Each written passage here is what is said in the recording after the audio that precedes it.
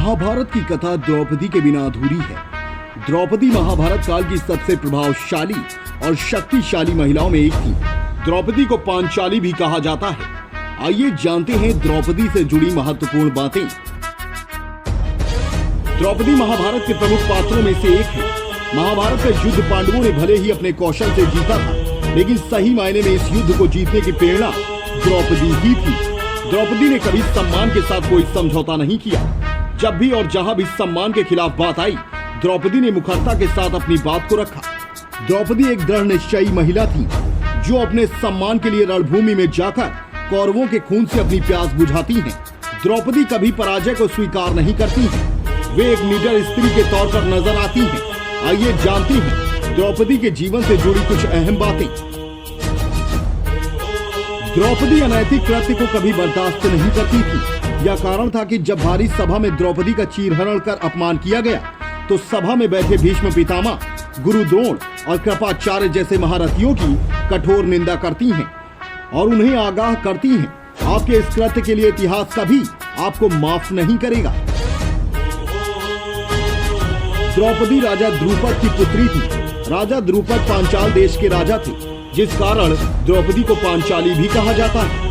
राजा द्रुपद ने द्रौपदी को कुरु वंश के नाश के लिए यज्ञ किया, जिसके फलस्वरूप उन्हें एक पुत्र और एक पुत्री की प्राप्ति हुई। यज्ञ से उत्पन्न होने के कारण द्रौपदी को याज्ञनिक भी कहा जाता है। यज्ञ से जो बालक पैदा हुआ, उसका नाम धृष्टद्युम्न था। द्रौपदी को पूर्व जन्म में पति का सुख प्राप्त नहीं हो सका, इसलिए उन्होंने भगवान शिव की कठोर तपस्या की। शिव जी प्रसन्न हुए और उन्होंने द्रौपदी को वरदान मांगने के लिए कहा। तब द्रौपदी ने सर्वगुण युक्त पति प्राप्ति का वरदान शिव जी से मांगा।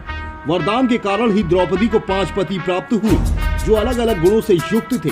द्रौपदी को आजीवन कुंवारी रहने का भी वरदान प्राप्त था, जिस कारण द्रौपदी अपने सभी पतियों के साथ समान व्यवहार कर पाती थी।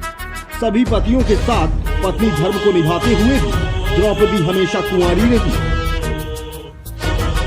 द्रौपदी अर्जुन को सबसे अधिक प्रेम करती थी, लेकिन उन्हें 5 पांडव में से सबसे अधिक लगाव भीम से था। इसका कारण ये था कि 5 पांडव में भीम पहले ऐसे व्यक्ति थे जो द्रौपदी के साथ होने वाले अन्याय पर सबसे पहले विरोध करते थे। चीरहरण के दौरान भी भीम ने ही सबसे अधिक विरोध किया था।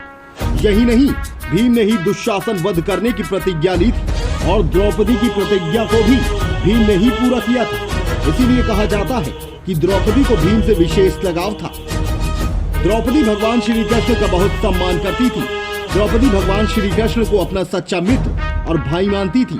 यही कारण था कि जब द्रौपदी पर संकट आया, तो भगवान श्री कृष्ण दौड़े चले आए और उनके सम्मान की रक्षा की।